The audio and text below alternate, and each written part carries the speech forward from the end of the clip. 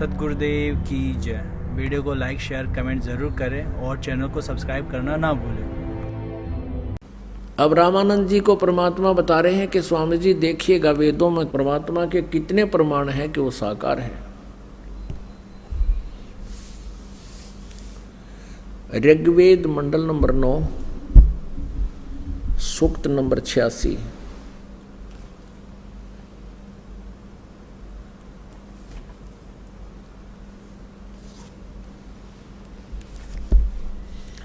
ये देखिएगा,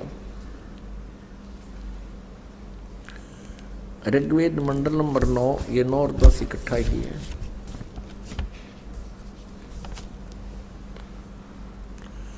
प्रकाशक हैं सार्वदेशिक आर्य प्रतिनिधि सभा,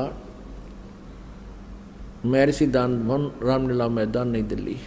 इनके फोन और फैक्स नंबर है। इन्होंने लिखा महर्षि दान सरस्वती कृत। मुद्रक है Prince offset printers, 1510 Pataudi house, Daryaganj, नई दिल्ली।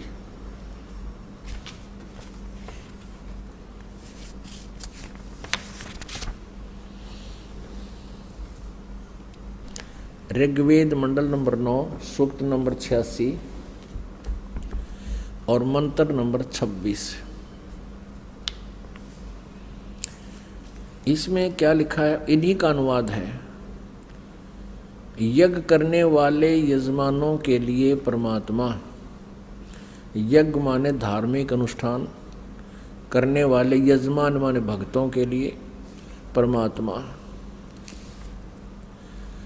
सब रास्तों को सुगम करता हुआ उनके विघ्नों को मर्दन करता है, उनके संकटों का नाश करता है, उनको पवित्र करता हुआ और अपने रूप को, अब साकार परमात्मा के देखना ढेर सारे प्रमाण, अपने रूप को साकार हुआ भगवान सरल करता हुआ, यानी हल्के तेज पुंज का बनाता है और वह कांति में परमात्मा। अब यहाँ इन्होंने कबीर को सर्वज्ञ लिख दिया है। यहाँ देखिए, ये है कबीर अतः अतो, कबीर अतो, ये कबीर। हम इसको वह बोलते हैं, वह को कबीर। इन्होंने इसको अपसर्ग लगा दिया। इसको हम रे लगा के हलंत भी लगा सकते हैं, अपसर्ग हटा करके, तो भी कोई व्याकरण त्रुटि नहीं। हम इसको कबीर साहब कहते हैं, कबीर देव, कबीर साहब। जैसे ये कबीर अतो, यहाँ कबीर अतो, और यहाँ देखो कबीर देव। देव माने परमात्मा और कबीर देव। ये देखिएगा, ये है ऋग्वेद मंडल नंबर 9 सूक्त नंबर 20 मंत्र नंबर 1 में। ये स्पष्ट लिखा है कबीर देव। देव माने परमेश्वर और कबीर, हम कबीर देव कहने लगे, कबीर देव, कबीर साहब, हम वह को वह बोलते हैं। एक थोड़ा सा उदाहरण यहाँ देना पड़ेगा, तब आसानी से हमारा समझ में आऊंगी। आपको दिखाते हैं अभी। अब आपको इन्हीं जो व्याकरण के जानने वाले माने जाते थे, संस्कृत के विद्वान समझे जाते थे, ये नकली महर्षि दानंद ने इन वेदों में भट्ठा बैठा रखा है अनुवाद करने का। ये दानंद जी का अनुवाद नहीं है जो आपको दास दिखा रहा था, नहीं तो ये इसका भी नाश कर देता। ये नाम दानंद का इसलिए लिख रखा है कि इसके नाम तो ये व्याख्या करते हैं। ये 9वां और 10वां मंडल ऋग्वेद का दानंद जी का अनुवाद नहीं है। ये तो एक आचार्य का अनुवाद है जो दानंद जी के ही सिद्धांत को महत्व देता रहा, लेकिन सच्चाई को वो छुपा नहीं सका। अब यहाँ कबीर देव को, जैसे यजुर्वेद है उसके ऊपर रे लगा हुआ है और कहीं पर केवल यजु भी लिखा हो प्रकरणवश, तो वहाँ भी विद्वान पुरुष को अंडरस्टूड होता है कि ये यजुर्वेद की जानकारी है। Yajurveda is a Holi book, Yajurveda एक पवित्र पुस्तक है और उसके विषय में चर्चा कहीं लिखी गई है तो अंडरस्टूड होता है वहाँ यजु भी लिखा हो, यजुहु, यजु माने और लगाकर दो अपसर्ग लगा रखे हों तो उसको अनुवाद करते समय लिखना पड़ेगा यजुर्वेद, जैसा कि स्वामी दानंद ने किया हुआ है। देखिएगा ये यजुर्वेद है, ये महर्षि दानंद का अपने कर कमलों से इसका अनुवाद है। ये अनुवाद करता स्वामी दानंद है, राइटर नहीं है वेदों का, राइटर तो वेद व्यास जी है। प्रकाशक है सार्वदेशी कार्य प्रतिनिधि सभा 2/5 महर्षि दानंद भवन रामलीला मैदान नई दिल्ली। संपूर्ण 40 अध्याय महर्षि दानंद सरस्वती कृत। मुद्रक है Prince offset printers 1510 Pataudi house Daryaganj नई दिल्ली से। अब देखिएगा इसके 36वें अध्याय में, ये है 36वां अध्याय, 37 अध्याय आरंभ। इसके प्रथम मंत्र में ही लिखा है रचम वाचम परपधे मनो यजु परपधे, ये यजु शब्द लिखा है, इसके 2 अपसर्ग लगा दी गई है। और यहाँ देखिएगा इनका अनुवाद किया महर्षि दानंद ने। ये यजु अपसर्ग लग के यजु लिखा हुआ है और इन्होंने फिर इसको अनुवाद करते समय यजुर्वेद लिखना पड़ा, ये बिल्कुल सही है।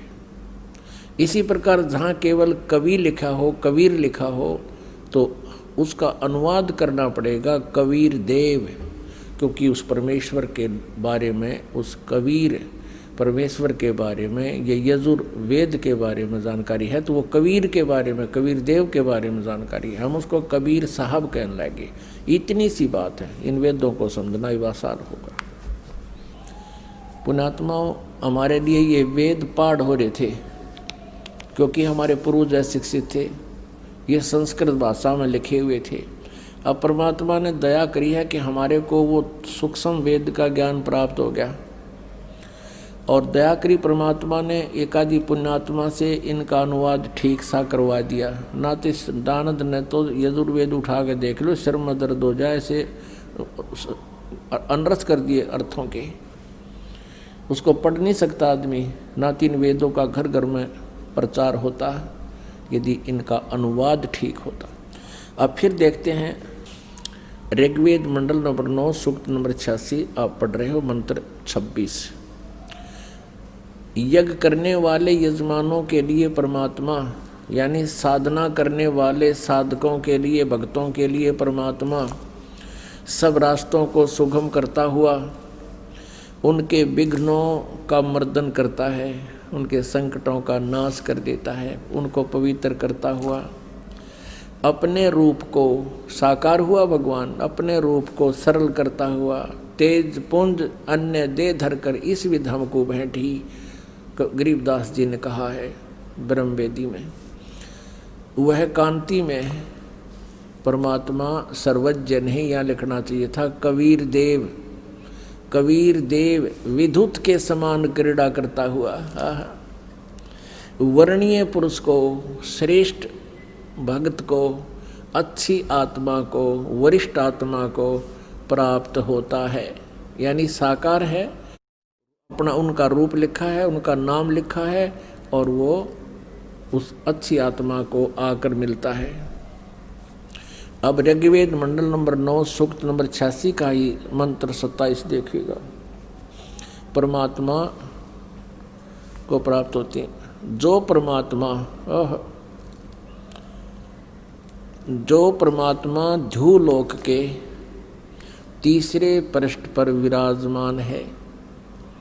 ध्युलोक कहते हैं वो तेजों में सवर ज्योति सतलोक, सतलोक के तीसरे पृष्ठ पर यानी सबसे ऊपर वाले स्थान पर परमात्मा कबीर देव जी विराजमान हैं। अब देखिएगा 82 का ऋग्वेद मंडल नंबर 9 अभी दिखाते हैं आप। ऋग्वेद मंडल नंबर 9 सूक्त नंबर 82 का मंत्र नंबर 1। इसमें कहा कि जो सर्वो उत्पादक प्रभु यानी सबकी रचना करने वाला परमात्मा प्रकाश रूप। वैसे अरुष माने साकार होता है। प्रकाश रूप, सद्गुणों की वृष्टि करने वाला, पापों का हरण करने वाला, वह है राजा के समान। राजेव, राजेव माने राजा के समान, इन्हीं के शब्दों में।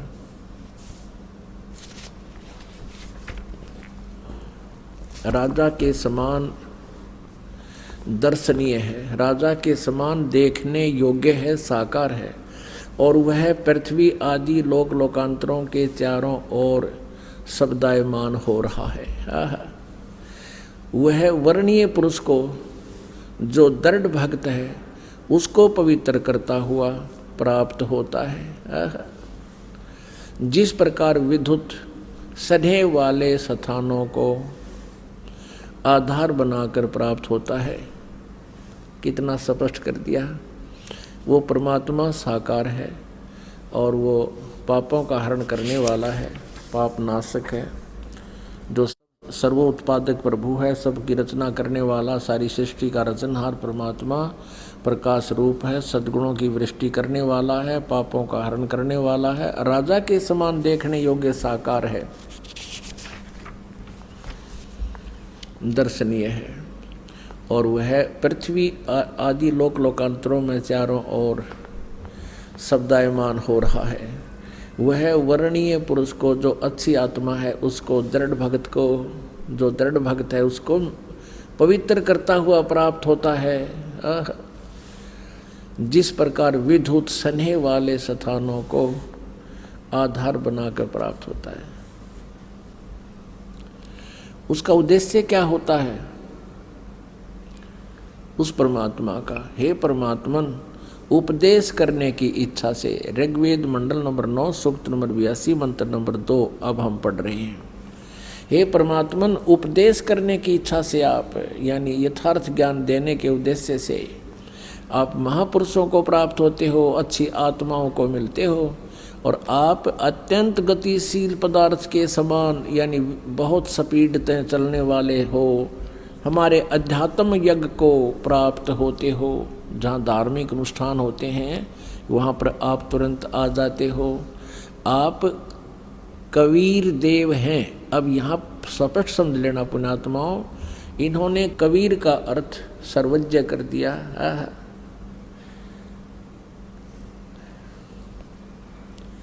अब यहाँ देखिएगा, ये है कबीर वेधस्य, ये रे है ऊपर, ये कबीर वेधस्य, यहाँ कबीर शब्द है, इनका इस रे हटा दिया इन्होंने, जैसे सीधा ये लिख दिया।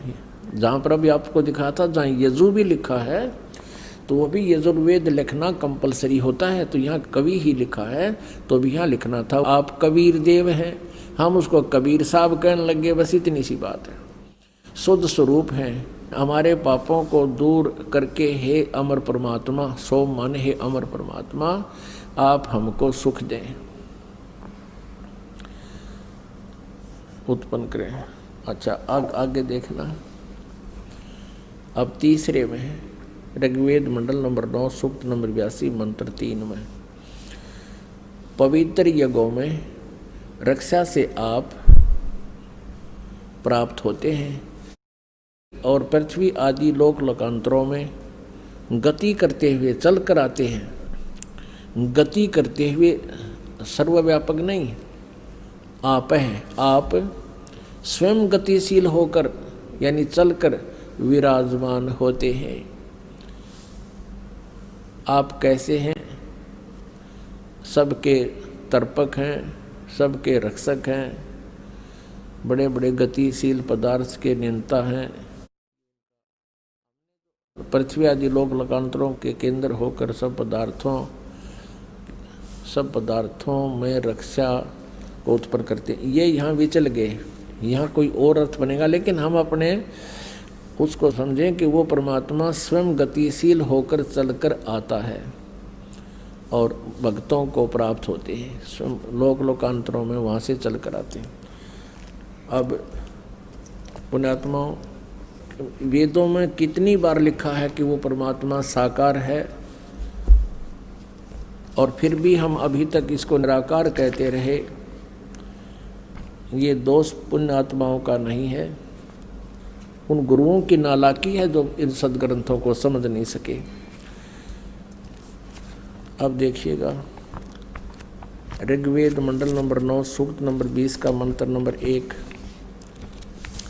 ऋग्वेद मंडल नंबर 9 सूक्त नंबर 20 मंत्र नंबर 1 में यहाँ स्पष्ट लिखा है, पर कबीर देव, इन्हीं का अनुवाद पढ़िए, वह परमात्मा कबीर देव है। यहाँ लिखना चाहिए था, इन्होंने मेधावी लिखा है, वह परमात्मा कबीर देव है और सबका रक्षक है, विद्वानों की तृप्ति के लिए, जो भक्त हैं उनको तृप्त करने के लिए ज्ञान को देता है, सहनशील है, संपूर्ण दुष्टों को संग्राम में तिरस्कृत करता है। वह परमात्मा कबीर देव है, कबीर साहब है।